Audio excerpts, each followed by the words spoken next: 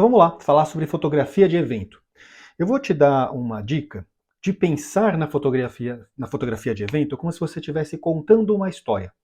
Tanto no processo de edição, que pode não ser a sua preocupação nesse momento sua preocupação pode ser a captura desse evento, mas pensar na narrativa, na construção da foto e na edição. Talvez a edição não seja a sua preocupação, então vamos focar agora na construção, na captura dessas fotos.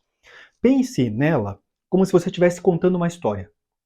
Eu cheguei no lugar, então você tem que ter uma foto do ambiente, que você não precisa fazer exatamente na hora que você chegou. Né? Essa construção que eu quero dizer. Você pode chegar no evento, ir lá, fotografa as coisas que estão acontecendo lá dentro, depois você sai, fotografa o fora, fotografa o chegando, fotografa a recepção do espaço. Se é um evento corporativo, talvez tenha os crachás que precisam ser entregues, fotografa aquilo. Porque vai ter um começo, meio e fim quando a gente ver as fotos, mas o processo de captura não precisa ser assim. Então pense nisso, numa entrada, no chegar, no ambiente, contextualiza para quem vai ver as fotos onde você está, onde está acontecendo o evento, o que está acontecendo daquele evento, quais são os pontos importantes que precisam ser fotografados, que precisam ser registrados para quem vai ver essa foto, né, depois, que a gente consiga entender o que está acontecendo. Então é um meio. Então o fim, não precisa ter um fim como uma história, né? Mas você pode fechar essas fotos com sorrisos, você pode fechar essas fotos com retratos, com planos mais abertos das pessoas dentro do local, mostrando se estava cheio, se estava vazio, qual era a movimentação que tinha ali, se o objetivo do evento, e você está fotografando para aquele evento, se o objetivo era lotar e não estava tão cheio assim, procura um ângulo que você mostre que estava cheio, que faça aparecer, assim, você não está mentindo, você está mostrando de um ângulo, você está mostrando aquela verdade de um ângulo um pouco diferente do que é o real. Se você está fazendo um papel de fotojornalista, você precisa descrever o que aconteceu ali realmente. Mas se você está sendo um fotógrafo, vamos dizer assim, uma assessoria de imprensa, mais publicitário, a gente dá essa moldada na história. Isso é normal. Não sou eu que estou inventando isso. Várias vezes eu fui já fotografar palestras que estavam meio vazias, ou que até estavam médio de público, mas cada um sentado num lugar que se olhava de longe parecia vazio. Aí você vou lá, acha um ângulo que eu preencho um espaço do quadro com uma cabeça, aqui uma outra cabeça, aqui uma outra cabeça, daquele ângulo e o palestrante lá no fundo. Deste ângulo parece que está cheio, porque tem ali 3 cabeças, tá? Tudo cheio. Mas na hora que você faz o quadro geral, você mostra, você vê ali que não está tão cheio. Aí você nesse quadro geral faz um corte de onde tem mais gente sentada ali, né, para mostrar esse volume.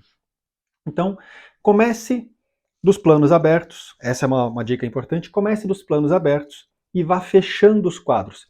Vá fazendo, entrou uma notificação de bateria aqui, vá fazendo quadros mais fechados. Então você começa do quadro aberto, mostrando o ambiente, mostrando o que está acontecendo, um cartaz, o local em si, e aí você começa a fechar um pouco mais os quadros, começa a trazer os ambientes onde o evento está acontecendo, né? Você tem estandes, você tem salas, você tem oficinas acontecendo, aí você começa a fotografar aquilo, aí você começa a fotografar os detalhes, o que as pessoas estão fazendo, quais são as atitudes que elas estão fazendo, o que é importante ter ali de registro para quem vai ver essas fotos depois consiga entender essa história do que está acontecendo ali.